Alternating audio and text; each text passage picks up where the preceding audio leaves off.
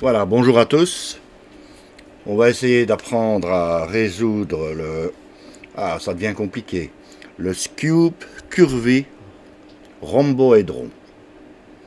Voilà, c'est un cube assez génial, hein, qui comporte à peu près toutes les faces normales du Rubik's Cube, sauf la blanche qui a été remplacée par la noire.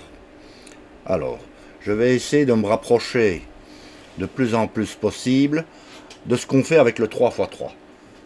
Tout simplement, sauf qu'ici, on n'a pas à faire un 3x3 et qu'on a en plus à faire un cube qui se déforme. Hein. Donc on va voir ça quand on va le mélanger. Il se déforme. Donc les pièces ici, moi je vais considérer les trois grosses pièces ici, qu'on a sur une première face, hein, je vais le tourner comme ça. Ces pièces-là, les grosses là, avec on dirait deux parallélogrammes et un triangle. Il y en a trois par étage. Je vais les considérer comme des arêtes. Tout le reste, je peux considérer ça comme des centres, parfois assimilables à des coins dans certains cas de figure, mais en fait ici ce sont des centres. Hein. Donc il y a ceci, il y en a deux, il y a ceci et il y en a six. Pardon, ici, ici et là. Donc on résoudra d'abord un étage, et puis on passera au deuxième. Il n'y a vraiment pas beaucoup d'algorithmes. Finalement, c'est un cube que j'ai trouvé pas trop difficile finalement, sauf qu'il faut s'y retrouver. Donc voilà, on va le mélanger. Donc il y a des clics, hein. Donc il faut souvent faire 2 clics pour se remettre à un endroit où on peut vaciller, voire 3. Voilà. Voilà. Allons-y. Une fois qu'on est habitué, ça se mélange assez bien et assez vite. Voilà, mélangeons les rouges aussi. Vous voyez comme il se déforme bien. Hein, c'est un magnifique cube. Hein. Enfin, si on peut appeler ça un cube. Un rhomboédron. Un rhomboédron que je vais essayer de voir comme un cube.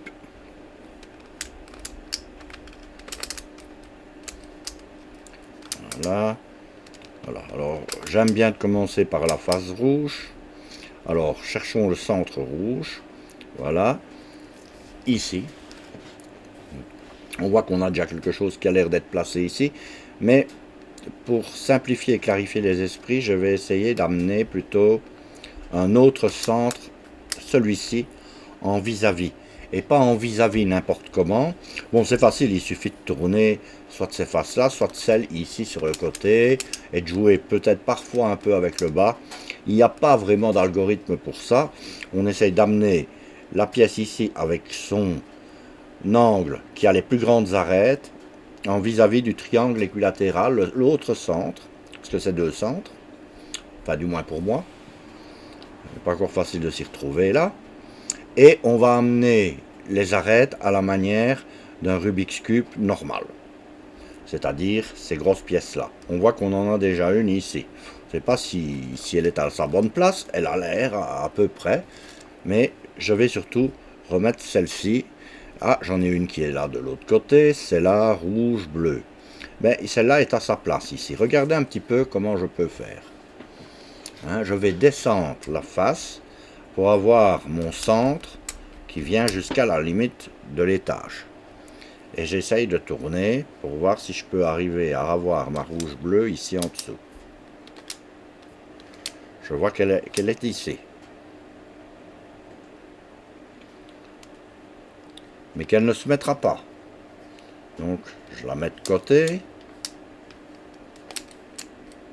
Je remonte. Je viens repasser devant. Oui, mais c'est rouge-bleu. Donc, que fais-je?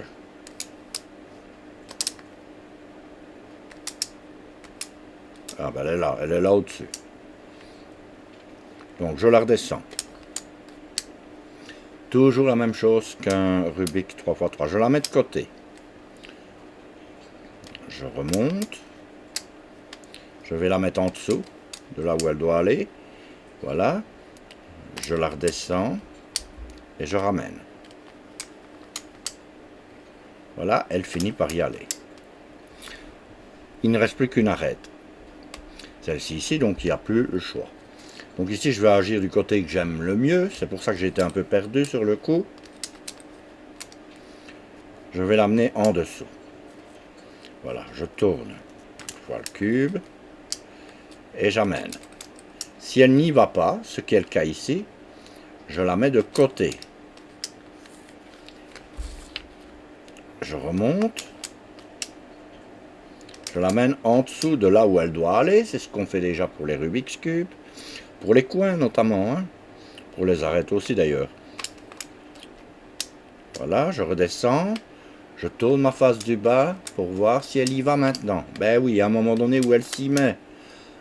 Après 2 fois grand maximum, elle va s'y mettre. Allez, peut-être 3 fois dans le pire des cas.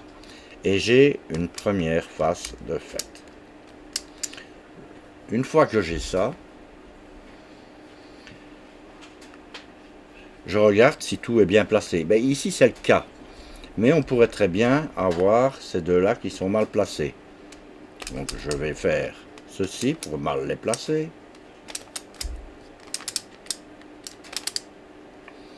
Voilà. Donc dans le cas où vous auriez les deux ici mal placés, vous utilisez ce que moi j'appelle, avec le Rubik's Cube normal, on l'utilise aussi, le fameux DBDB. C'est une formule que je noterai. Voilà. Donc, qui va servir à bouger ces deux pièces-là. Il faudra peut-être le faire plusieurs fois. Hein.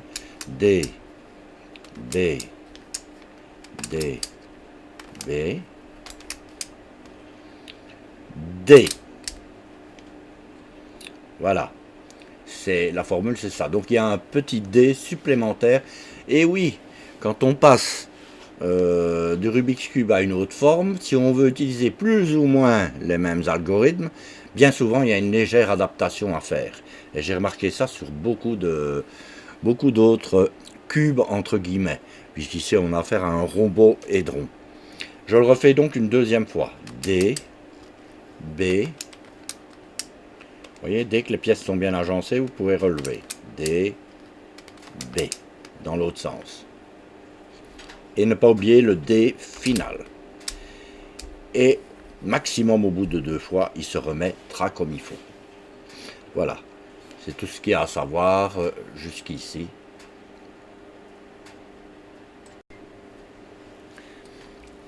Lorsque le premier étage est résolu, ben, comme dans le Rubik's Cube, quoiqu'ici qu'on n'a que 2 étages, on retourne, la face résolue étant en dessous, et la face qui reste à résoudre étant au-dessus. On va tourner ici notre étage supérieur, de telle manière à adapter une des fameuses 3 arêtes ici. Il y en a une qui va s'adapter, quelque part. C'est obligatoire à chaque fois. C'est mathématique ici. Donc je tourne de telle manière à essayer d'en avoir une qui est bien avec les autres. Mais je vois que c'est celle-ci. Il m'en reste donc 2 ici à faire pivoter pour qu'elles s'adaptent correctement dans leur emplacement. Alors ici c'est même chose. Par rapport au centre qui est là, qui est l'orange, on va essayer, on va pas essayer, on va le faire bien sûr. On va essayer en utilisant le DBDB, puisque je les considère à la fois comme des arêtes, et maintenant je vais presque les considérer comme des coins, puisque le DBDB sert principalement au coin, mais pas qu'au coin, en fait il sert à tout ce générateur-là. Je vais essayer de faire pivoter les arêtes, ici, pour qu'elles soient bien placées. Je fais des DBDB jusqu'à ce que quand elles soient placées. Donc en fait c'est D', B', D, B. Voilà, d'abord dans le sens contraire des aiguilles d'une montre, hein, pour les deux. Donc D, centre, B, D, B, je ramène. Il faut au moins le faire 2 fois pour faire une orientation du cube. D'ailleurs, c'est plus le même cube qu'on a là, il est en dessous. D, B, D, B. On fait l'algorithme jusqu'à son bout. Même chose que dans le Rubik's Cube. On amène l'autre arête à la place de celle-ci. Donc je tourne ma face pour aller l'amener là où l'autre était. C'est-à-dire là. Et je recommence soit exactement le même générateur, soit je fais l'anti-générateur ou l'anti-algorithme si vous préférez. Ce qui est beaucoup mieux pour réorienter cette nouvelle arête là. Alors pourquoi l'anti-algorithme c'est mieux de le faire? Parce que l'anti-algorithme remet le cube complètement comme il était au départ en ayant en même temps fait pivoter ceci. Ce qui évite d'avoir des bouleversements ailleurs. Si je continue avec DBDB, c'est l'inconvénient par rapport à un cube normal. Je ne l'aurais appliqué que finalement 4 fois.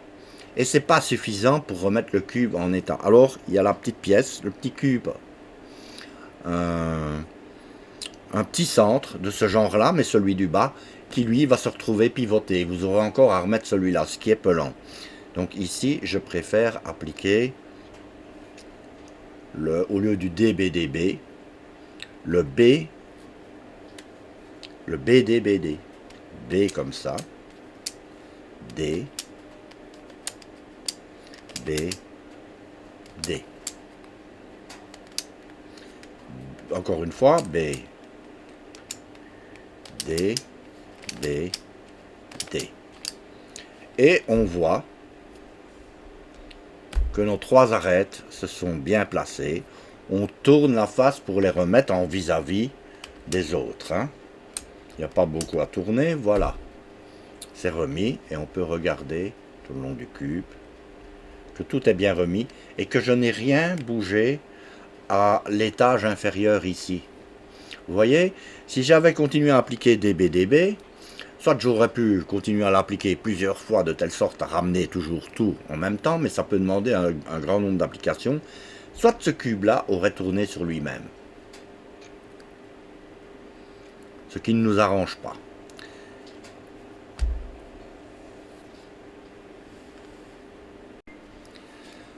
Alors, reste à faire finalement 3 centres.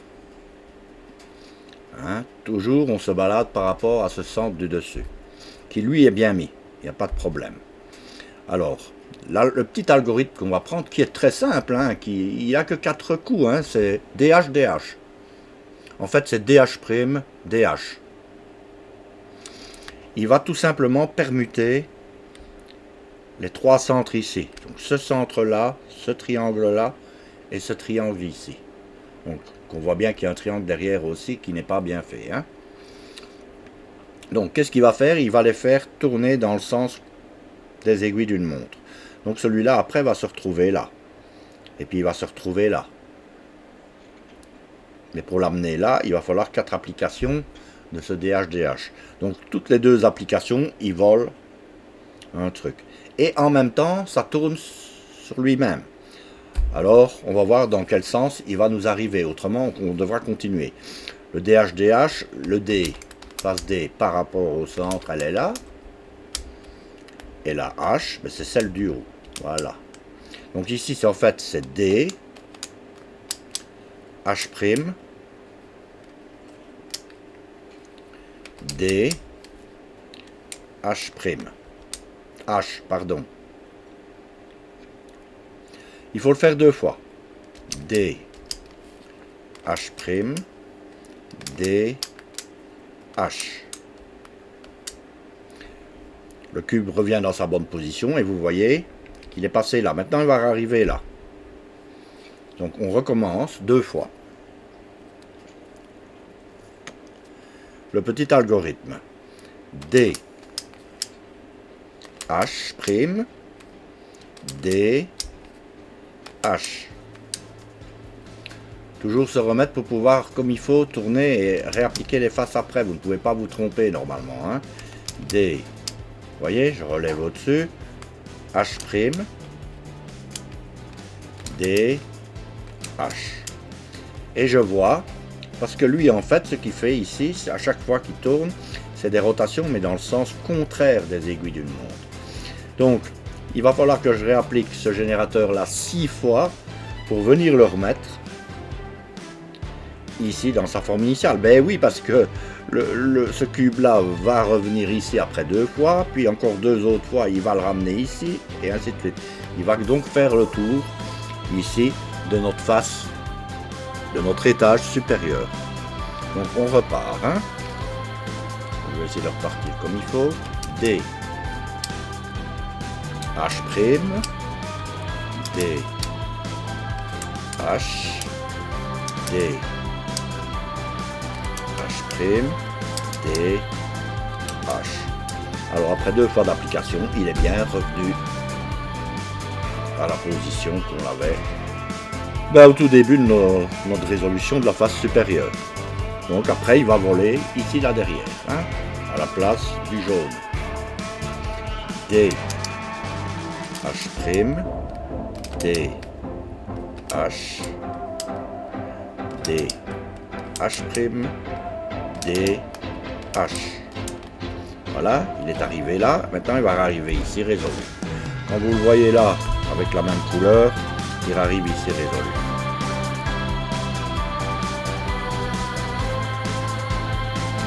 Voilà, donc D, H', D, H. Quand on prend un peu l'habitude, on peut aller très vite. Hein. Voilà.